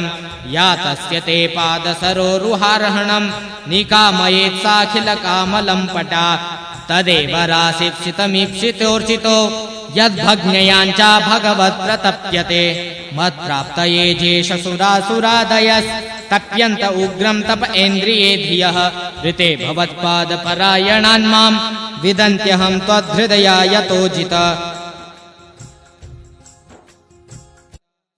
सत्वं ममाप्यच्युत शीर्ष्णिवन्दितं कराम्बुजं यत्त्वदधाये सात्वताम् विभर्षि मां लक्ष्यवरेण्यमायया क ईश्वरस्येहितमुहितुं विभुरिति रम्यके च भगवतः प्रियतमं माध्यमवताररूपं तद्वर्षपुरुषस्य मनोः प्राक् प्रदर्शितं स इदानीमपि महता भक्तियोगेनाराधयतीदं चोदाहरति ॐ नमो भगवते मुख्यतमाय नमः सत्त्वाय प्राणायौजसे सहसे बलाय महामत्स्याय नम इति अन्तर्बहिश्चाखिललोकपालकैर्दृष्टरूपो विचरश्रुरुष्वहन् स ईश्वरस्त्वं य इदं वशे नयन् नाम्ना यथा दारुमयीं नरः स्त्रियं यं लोकपालः किल मत्सरज्वरा हित्वा यतन्तोऽपि पृथक् समेत्य च पातुं न शेकुर्द्विपदुश्चतुष्पदः सरीसृपं स्थाणु यदत्र दृश्यते भवान् युगान्तार्णव ऊर्मिमालिनी क्षोणीमिमामोषधिविरुधां निधिं मया सहोरुक्रमतेज ओजसा तस्मै जगत्प्राणगणात्मने नम इति हिरण्यमयेऽपि भगवान् निविशति कूर्मतनुं बिभ्राणास्तस्य तत्प्रियतमां तनुमर्यमा सह वर्षपुरुषेः पितृगणाधिपति रूपधावति मन्त्रमिमं चानुजपति ॐ नमो भगवते अकूपाराय सर्वसत्त्वगुणविशेषणा यानुपलक्षितस्थानाय नमो वर्ष्मणे नमो भूम्ने नमो नमो वस्थानाय नमस्ते यद्रूपमेतन्निजमाययार्पितम् अर्थस्वरूपं बहुरूपरूपितं संख्यानयस्यास् यथोपलम्भनात् तस्मै नमस्ते व्यपदेशरूपिणे जरायुजं स्वेदजमण्डजोद्भिदं चराचरं देवर्षि पितृभूतमेन्द्रियं द्योखं क्षिते शैलसरित्समुद्र द्वीपग्रह क्षेरत विधेय एकः यस्मिन्न संख्येय विशेषनाम रूपाकृतो कविभिः कल्पितेयं संख्याया तत्त्वदिशापनीयते तस्मै नमः सांख्यनिदर्शनायते इति। उत्तरेषु च कुरुषु भगवान् यज्ञपुरुषः कृतवराह रूपा आस्ते तं तु देवी ह्यैषा भूः सः कुरुभिरस्खलित भक्तियोगेनोपधावति इमां च परमामुपनिषदमावर्तयति। ॐ नमो भगवते मन्त्रतत्त्वलिङ्गाय यज्ञक्रतवे महाध्वराय वयवाय महापुरुषाय नमः। कर्मशुक्लाय त्रियुगाय नमस्ते। यस्य स्वरूपं कवयो विपश्चितो गुणेषु दारस्विव जातवेदसं मत्नन्ति मत्ना मनसा दिदृक्षवो गूढं क्रियायेऽर्थनम इरितात्मने। द्रव्ये क्रिया हेत्वयनेशकर्तृभिर्माया गुणैर्वस्तु निरीक्षितात्मने अन्वीक्षयाङ्गतिशयात्मबुद्धिभिर्निरस्तमायाकृतये नमो नमः। करोति विश्वस्थितिसंयमोदयं यस्येप्सितं नेप्सितमीक्षितुर्गुणैः माया यथायो भ्रमते तदाश्रयं ग्राण्यो नमस्ते गुणकर्मसाक्षिणे। प्रमथ्य दैत्यं प्रतिवारणं निधे यो मां रसाय जगदादिशूकरः कृत्वाङ्गदृष्टे निरगाददुन्वतः क्रीडन्निवेभ प्रणतास्मि तं विभुमिति। इति श्रीमद्भागवते महापुराणे पारमहंस्यां संहितायां पंचम स्कन्धे भुवनकोशवर्णनं नामाष्टादशोऽध्यायः। अथैकोनविंशोऽध्यायः। श्रीशुक उवाच किं पुरुषे वर्षे भगवन्तमादिपुरुषं लक्ष्मणाग्रजं सीताभिरामं रामं तच्चरण सन्निकर्षाभिरतः परमभागवतो हनुमानसः किं पुरुषैर्विरतभक्तिरूपास्ते आर्ष्टि शेणेन सह गन्धर्वैर्नुगीयमानां परमकल्याणीं भर्तिभगवत्कथां समुपशृणोति स्वयं चेदं गायति। ओं नमो भगवते उत्तम श्लोकाय नमः। आर्यलक्षणशीलव्रताय नमः। उपशिक्षितात्मन उपासितलोकाय नमः। साधुवाद निकषणाय नमो। ब्रह्मण्यदेवाय महापुरुषाय महाराजाय नमः इति। यत्तद्विशुद्धानुभवमात्रमेकं स्वतेजसा ध्वस्तगुणव्यवस्थं प्रत्यक्प्रशान्तं सुधियोपलम्भनं ह्यनामरूपं निरहं प्रपद्ये। मर्त्यावतारस्त्विह मर्त्यशिक्षणं रक्षोवधायेव न केवलं विभो कुतोऽन्यथा शाद्रमतः स्व आत्मनः सीताकृतानि व्यसनानीश्वरस्य। न वै स आत्मात्मवतां सुहृत्तमः सक्तस्त्रिलोक्यां भगवान् वासुदेवः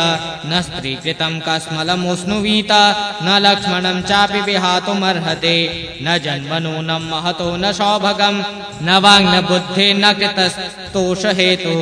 तैर्यद्विसृष्टानपि नो वनौकशश्चकार सख्ये बत लक्ष्मणाग्रजः सूरो सुरो वाप्यथवा नरो नरः सर्वात्मना यः सुकृतज्ञमुत्तमम् भजेत रामं मनुजाकृतिं हरिं य उत्तरानन्यत कौशलान्धिवम् इति। भारतेऽपि वर्षे भगवान् नारायणाख्याय आकल्पान्त मुपचित धर्मज्ञान वैराग्य स्वर्योपमोप रमात्मोप लम्भन नुग्रहाय आत्मवतामनुकंपया तपो व्यक्तगतिश्चरति। तम भगवान् नारदो वर्णाश्रमवती भिर्भारतिभिः प्रजाभिर्भगवत् प्रोक्ताभ्यां सांख्य योगाभ्यां भगवदनु भावोपवर्णनं सावरणे रूपदेक्ष्यमाणः परम भक्ति भावेनोपसरति इदं चाभि गृह्णाति। ओम नमो भगवते उपशमशीलायो परता नात्म्याय नमो किंचिन वित्ताय ऋषि ऋषभाय नर नारायणाय परमहंस परम गुरुवे आत्मा रामधिपतये नमो नमः इति गायति चेदम्। कर्तास्य सर्गादिषु यो न बध्यते न हन्यते देहगतोऽपि देहिकैः द्रष्टुन्न दीर्घ्यस्य गुणैर्विदुष्यते तस्मै नमो सत्यविवक्तसाक्षिणे। इदं हि योगेश्वर योगनैपुणं हिरण्यगर्भो भगवान् जगाद्यत् यदन्तकाले त्वयि निर्गुणे मनो भक्त्यादधीतोज्झितदुष्कलेवरः यथे हि कामोऽस्मि ककामलम्पटः श्रुतेषु दारेषु धनेषु चिन्तयन् सङ्केतविद्वान् कुकुलेवरात्ययात् यस्तस्य यत्नः शम एव केवलम् तन्नः प्रभो त्वं कुकुलेवरार्पितां त्वन्माययाहं ममता मधोक्षज भिन्द्यामयेनाशु वयं सुधीर्भिदां विधेहि योगं त्वयि नः स्वभावम् इति। भारतेऽप्यस्मिन् वर्षे सदिच्छेलाः सन्ति बहवो मलयो मंगलप्रस्थो मेनाक श्रीकूट ऋषभः कूटकः कोल्लकः सह्यो देवगिरिर्ऋष्यमूकः श्रीशैलो वेङ्कटो महेन्द्रो वारिधारो विन्ध्यः सूक्ति मानृक्षगिरिः पारियात्रो द्रोणश्चित्रकूटो गोवर्धनो रेवतकः कुकुभो नीलो गोकामुख इन्द्रकीलः कामगिरिरीति चान्ये च शत सहस्रशः शैलास्तेषां नितम्ब प्रभवा नदा नद्यश्च सन्त्य संख्याताः। एता सामपो भारत्यः प्रजा नामभिरेव पुनन्ति नामात्मना चोपस्पृशन्ति। चन्द्रवशा ताम्रपर्णी अवत्तोदा कृतमाला वेहायसी कावेरी वेणी पयस्विनी शर्करा वरता तुंगभद्रा कृष्णा वेण्या भीमरथी गोदावरी निर्विन्ध्या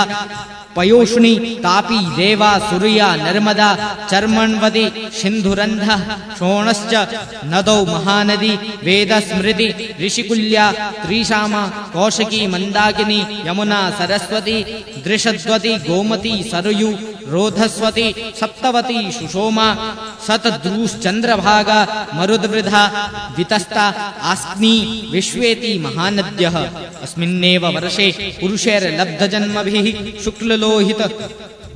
कृष्णवर्णेन स्वारब्धेन कर्मणा दिव्यमानुष नारकगतयो बह्वय आत्मन आनुपूर्व्येण सर्वा हेव सर्वेषां विधीयन्ते यथा वर्ण विधानमप वर्गश्चापि भवति। यौषो भगवति सर्वभूतात्मन्य नात्म्ये निरुक्ते निलयने परमात्मनि वासुदेवे नन्य निमित्त भक्तियोग लक्षणो नानागति निमित्ता विद्या ग्रंथि रंधन द्वारेण यदा हि महापुरुष पुरुष संगः एतदेव हि देवा गायन्ति। अहो अमीषां किमकारि शोभनं प्रसन्न एषां सिदुत् स्वयं हरे यर्जन्म लब्धं निषु भारताजिरे मुकुन्द सेवोपैकं स्प्रियाहिनः किं दुष्करेन्नः क्रतुभिस्तपोव्रतैर्दानादिभिर्वाद्विजयेन् फल्गुना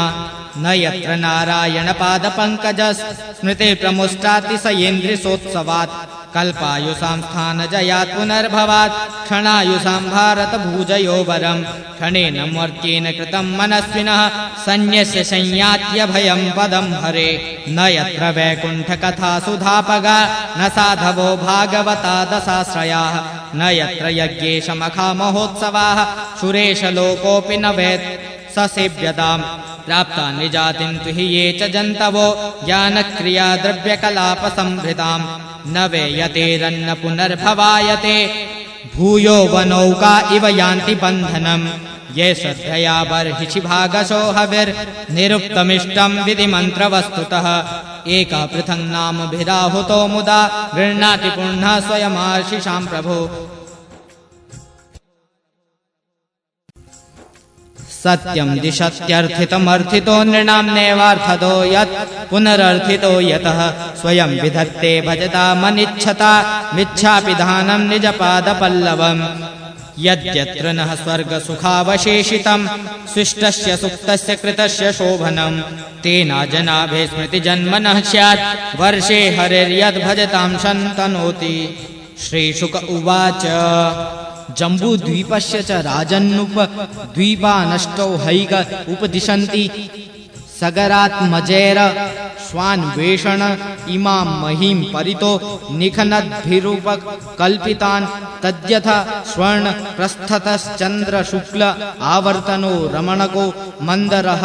ऋणः पाञ्चजन्यः सिंहलो लङ्केति एवं तव भारतोत्तम जम्बूद्वीप वर्ष विभागो यथोपदेश मुवर्णित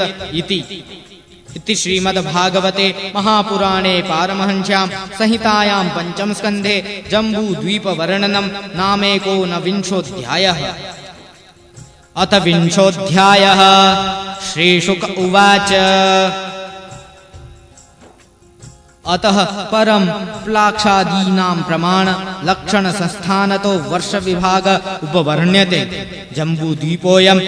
यावत् प्रमाण विस्तारस्तावत् क्षारो दधिना परिवेष्टितो यथा मेरुर्जम्बाख्येन लवणो दधिरपि ततो द्विगुण विशालेन प्लाक्षाख्येन परिक्षिप्तो यथा परिखा बाह्योपवनेन। लक्षो जम्बू प्रमाणो द्वीपाख्याकरो हिरण्य उत्थितो यत्राग्नि रूपास्ते सप्त जिह्वस्तस्याधिपतिः प्रियव्रतात्मज ईध्वम जिह्वः स्वं द्वीपं सप्तवर्षाणि विभज्य सप्तवर्षनामभ्य आत्मजेभ्यः आकलय्य स्वयमात्मयोगेनो परराम। शिवं यवसं सुभद्रं शान्तं क्षेम ममृत मभयमिति वर्षाणि तेषु गिरयो नद्यश्च सप्तैवाभिज्ञाताः मणिकूटो वज्रकूट इन्द्रसेनो ज्योतिष्मान् सुपर्णो हिरण्यष्ठिवो मेघमाल इति सेतु शैलाः अरुणा नृम्णाङ्गिरसि सावित्री सुप्रभाता ऋतंभरा सत्यंभरा इति महानद्यः यासां जलोपस्पर्श नविधूत रजस्तमसो हंस पतंगो ध्रवाय नत्सत्यांग संज्ञाश्चत्वारो वर्णाः सहस्रायुषो विबुधोपस् संदर्शन प्रजननाः स्वर्गद्वारं त्रय्या विद्यया भगवन्तं त्रयीमयं सूर्यमात्मानं यजन्ते। प्रत्नस्य विष्णो रूपं यत् सत्यस्य तस्य ब्रह्मणः अमृतस्य च मृत्योश्च सूर्यमात्मा नमीह हिति। लक्षादिषु पंचषु पुरुषाणामायुरिन्द्र यमोजः सहो बलं बुद्धिर्विक्रम इति च सर्वेषाम् औत्पत्तिकी सिद्धिर्विशेषेण वर्तते। प्लक्षः स्वसमानेने क्षुर सोदेनावृतो यथा तथा द्वीपोऽपि शाल्मलो द्विगुण विशालः समानेन सुरोदेनावृतः परिवृङ्क्ते। यत्र ह वै शाल्मली प्लाक्षायाम यस्यां वाव किल निलय माहुर्भगवतश्छन्दः स्तुतः पतस्त्री राजस्य सा द्वीपभूतये उपलक्ष्यते। तद्वीपाधिपतिः प्रियव्रतात्मजो यज्ञबाहु स्वसुतेभ्यः सप्तभ्यस्तन्नामानि सप्तवर्षाणि व्यभजत् सुरोचनं सौमनस्यं रमणकं देववर्षं पारिभद्रमाप्यायन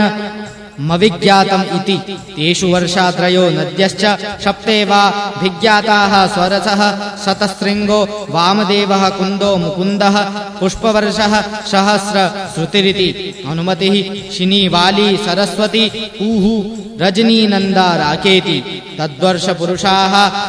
श्रुतधर वीर्यधर वसुन्धरेशन्धर संज्ञां भगवन्तं वेदमयं सोममात्मानं वेदेन यजन्ते। स्वगोभिः पितृदेवेभ्यो विभजन् कृष्णशुक्लयोः प्रजानां सर्वासां राजन्धः सोमो न आस्त्विति। एवं सुरोदाद्वाहिस्तद्विगुणः समानेनावृतो भितोदेन यथा पूर्वः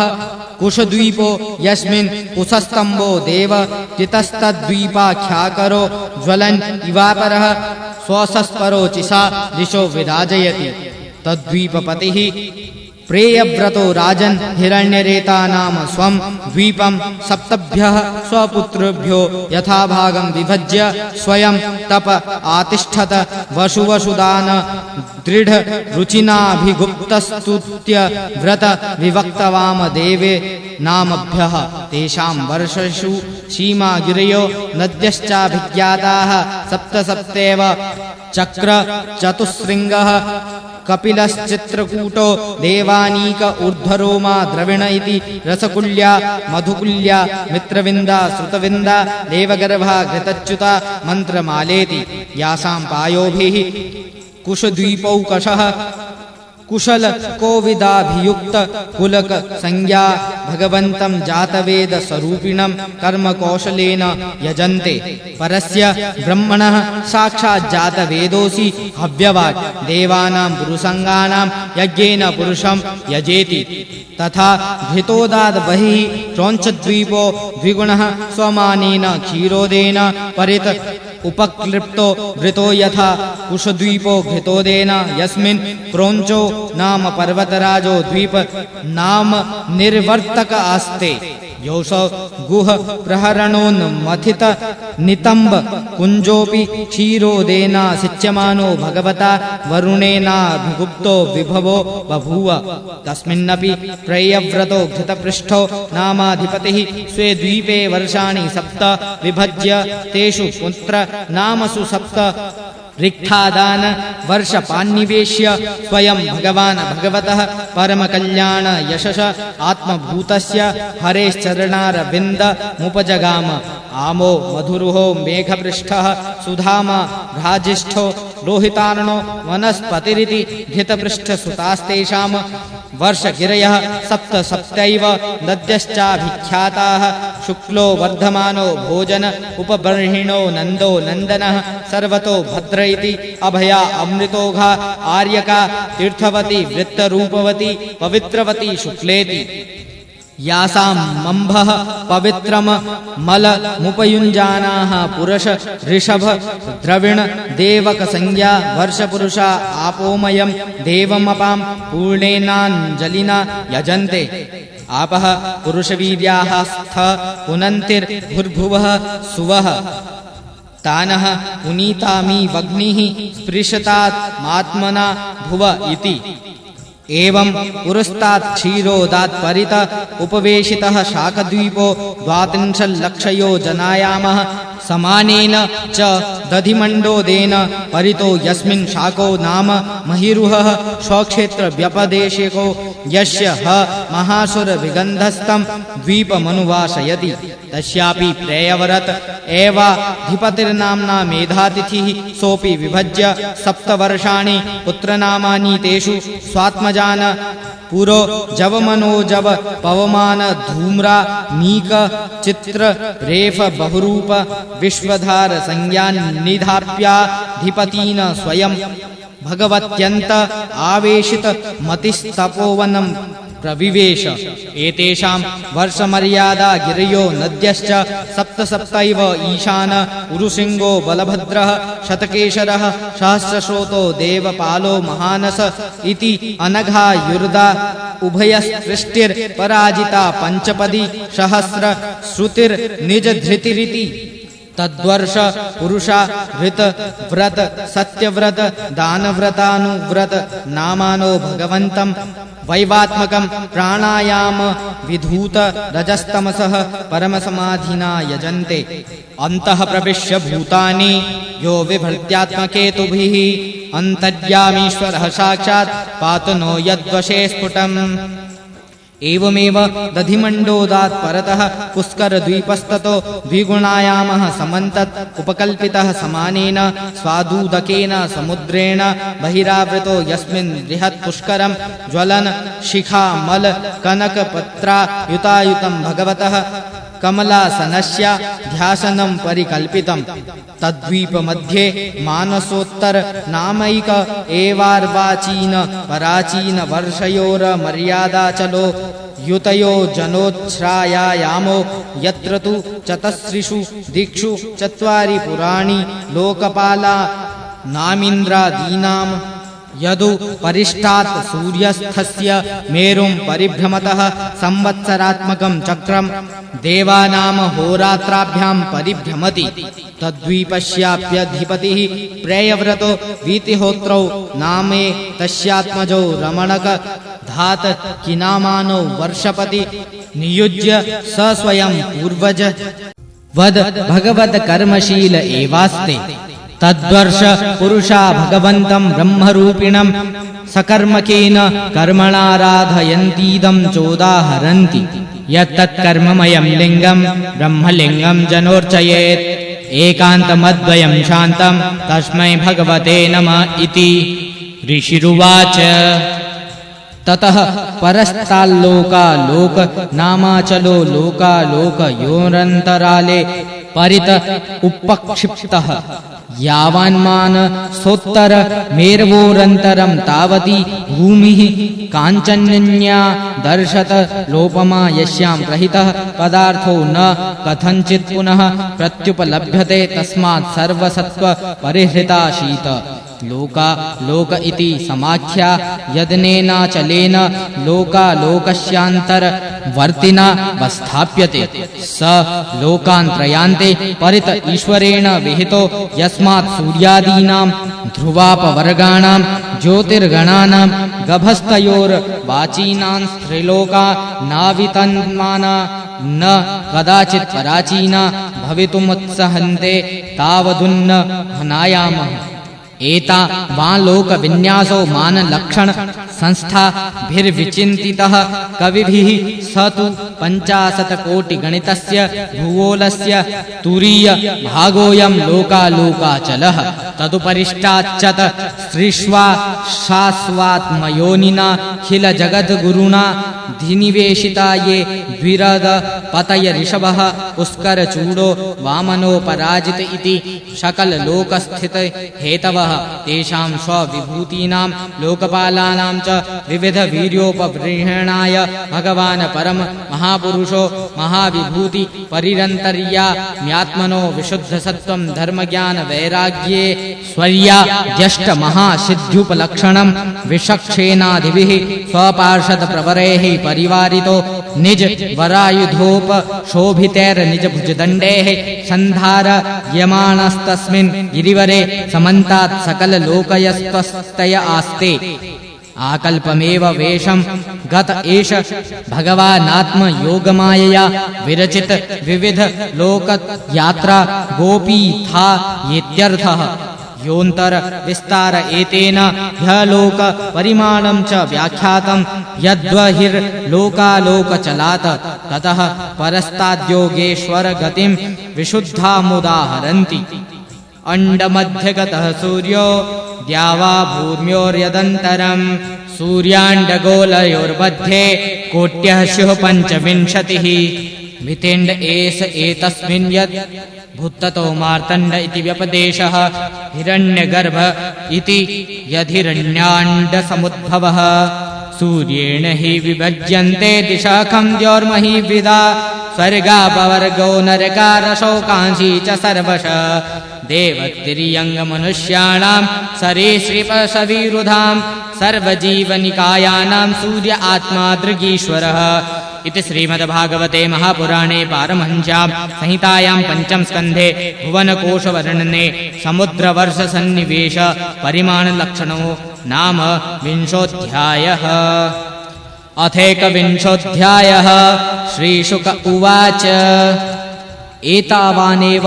भूवलस्य सन्निवेशः प्रमाणलक्षणतो व्याख्यातः एतेन हि दिवो मण्डलमानां तद्विद उपदिशन्ति यथा द्विदलयोर्निष्पावादीनां ते अन्तरेणान्तरिक्षं तदुभय सन्धितम् यन्मध्यगतो भगवास्तपतां पतिस्तपन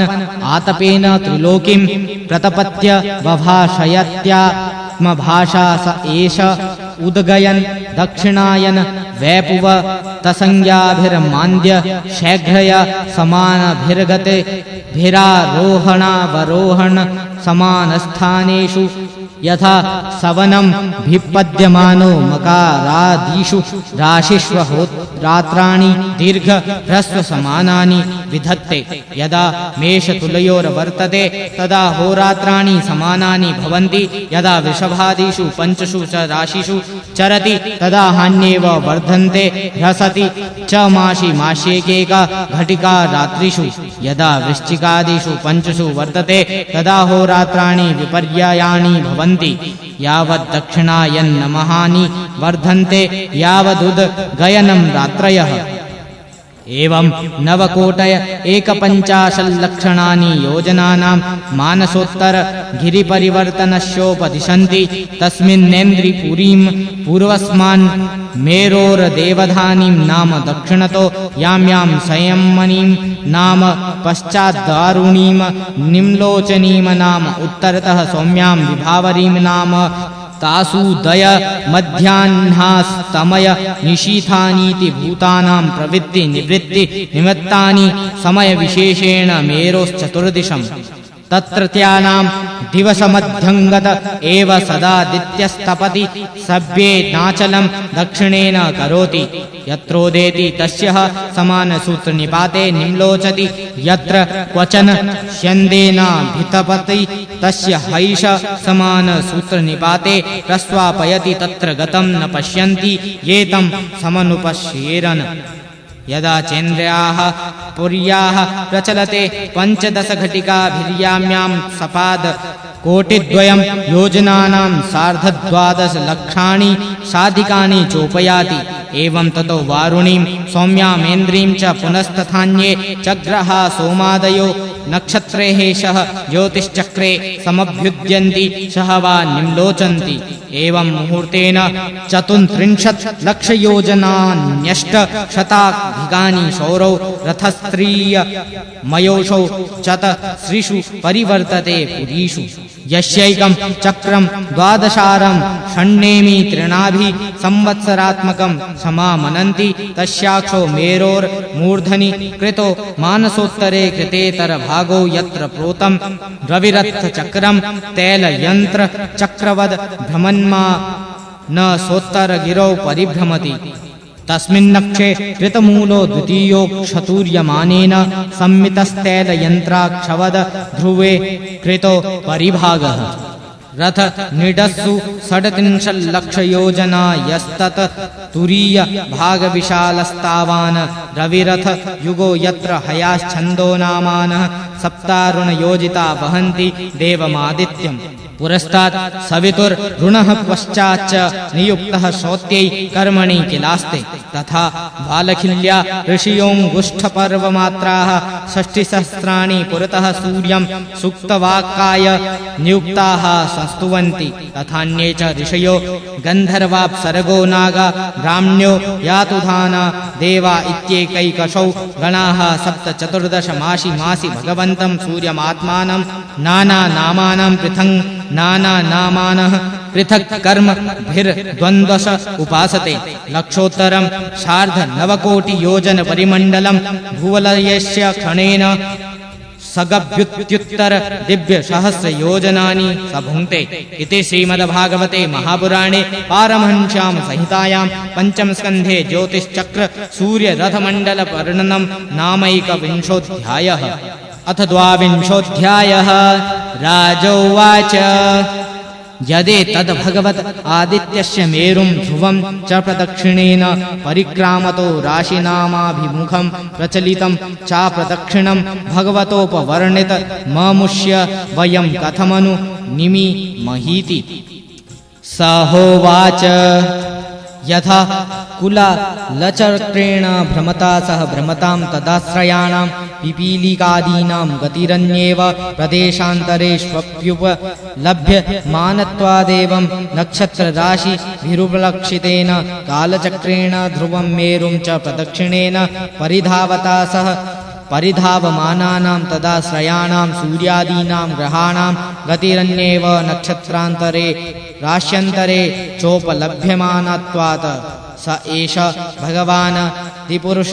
एव साक्षान्नारायणो लोकानां स्वस्तय आत्मनं त्रयीमयं कर्म विशुद्धि निमित्तं कविभिरपि च वेदेन विजिज्ञास्यमानो 12 विभज्य षट्सु वसन्ता दिष्व ऋतुषु यथोपजो ष मृतुगुणान् विदधाति तमेतमिह पुरशास्त्रय्या विद्यया वर्णाश्रमाचारानुपथा उच्चावच्चेः कर्मभिराम्नातैर्योगवितानैश्च श्रद्धया यजन्तोऽञ्जसा श्रेयः समधिगच्छन्ति अथ स एष आत्मा लोकानां द्यावा पृथिव्योऽन्तरेण नभोवलयस्य कालचक्रगतो 12 मासान् भुङ्क्ते राशिसंज्ञान संवत्सरा वयमान् मासः पक्षद्वयं दिवा नक्तं चेति सभादर्क्ष द्वयमुपदिशन्ति यावता षष्ठमंशं भुञ्जीथ स वै ऋतुरित्युपदिश्यते संवत्सरा वयवः